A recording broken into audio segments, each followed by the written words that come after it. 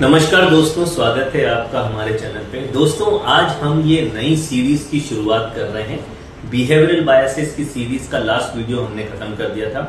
आज की series trading पे चालू कर रहे हैं और उससे संबंधित कुछ प्रश्न हमारे एक दोस्त के मन में है, तो मैं उस दोस्त को आमंत्रित करता हूं और उनके सवालों का जवाब आपके सामने ही देता हूं एंड आई होप वो क्वेश्चन आपके मन में भी होंगे। आइए सर।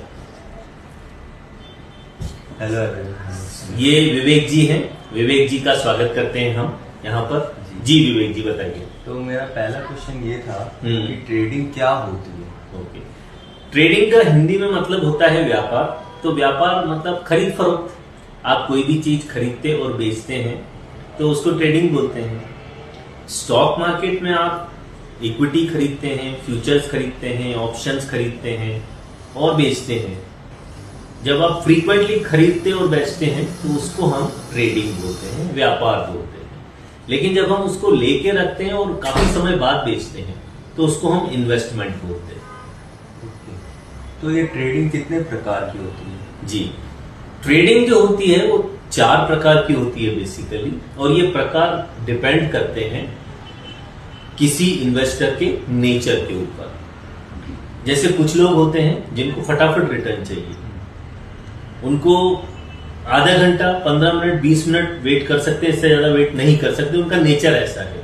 तो वो ट्रेडिंग स्कैल्पिंग कहलाती है, फटाफट। दूसरी होती है जो लोग रोज सुबह मार्केट के खुलने का इंतजार करते हैं और मार्केट बंद होने से पहले पोजीशन बंद कर देते हैं। मार्केट खुलते ही खरीदा और मार्केट बंद होने से पहले बेच दिया, तो ड्यूरिंग द डे किया, तो ये इंट्राडे ट्रेडिंग कहलाती है। ये लोग वो हैं कि जो ओवरनाइट सरदर्द नहीं रखना चाहते। तीसरे वो होते हैं जो स्विंग ट्रेडिंग करते हैं।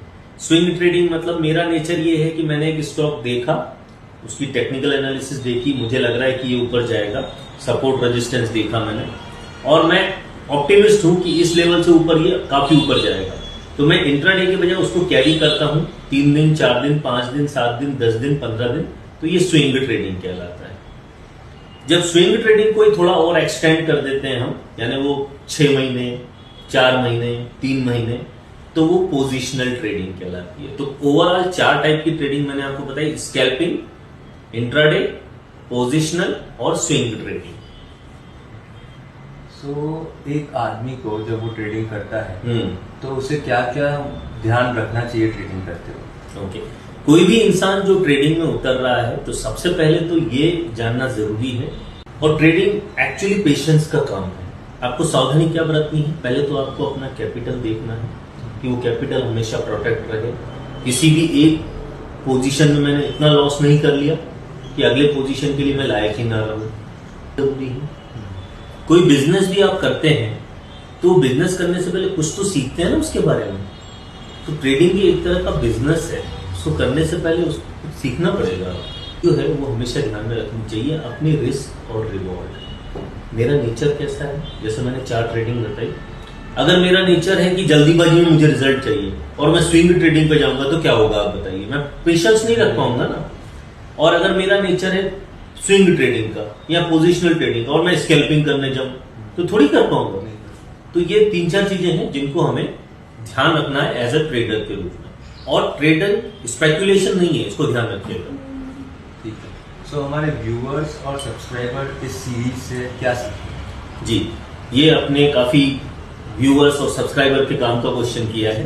हम शुरुआत करेंगे स्टॉक मार्केट से रिलेटेड बेसिक कॉन्सेप्ट्स की, जैसे कि रिस्क रिवॉर्ड क्या होता है, रिस्क एपेटाइट क्या होती है, सपोर्ट रेजिस्टेंस क्या होता है। हम कैंडलस्टिक चार्ट्स पैटर्न बताएंगे, हम वेरियस इंडिकेटर के बारे में बात करेंगे, हम मार्केट के ट्रेंड्स के बारे में बात करेंगे, और हम टेक्निकल एनालिसिस बताएंगे, हम फंडामेंटल एनालिसिस क्या होती है वो बताएंगे, इक्विटी के डिफरेंट वैल्यूएशंस क्या होते हैं वो बताएंगे। तो एक ठीक है। आखिरी क्वेश्चन ये कि क्या ट्रेडिंग से करोड़पति नहीं बन सकते? किया था कि रातों रात तो करोड़पति नहीं बन सकते। Over a period of time discipline, consistency और रिस्क रिवार्ड को ध्यान में रखते हुए आप काफी अच्छा कर सकते हैं, बट रातों रात करोड़पति बनने की स्कीम नहीं है रे बाबा। और अगर कोई आपको बोलता है तो don't believe on that, don't believe on that. यही क्वेश्चन थे मेरे। Thank you for answering. तो आई होप मैंने भी आपकी क्वेरीज का जवाब दे दिया है। कॉमन क्वेरीज यही हैं जो हमारे साथी विवेक जी ने पूछी। इसके अलावा भी अगर आपकी कोई क्वेरीज हों तो कमेंट्स में लिख करके पूछिए और बने रहिए इस सीरीज में हमारे साथ। काफ़ी कुछ हम कवर करने वाले हैं जो कि आपके लिए एक नॉलेज का काम करेगा, आपकी लर्निंग होगी। और तो बने रहिए इसी तरह के क्वालिटी कंटेंट के लिए और subscribe for more videos. Thank you friends, thank you so much.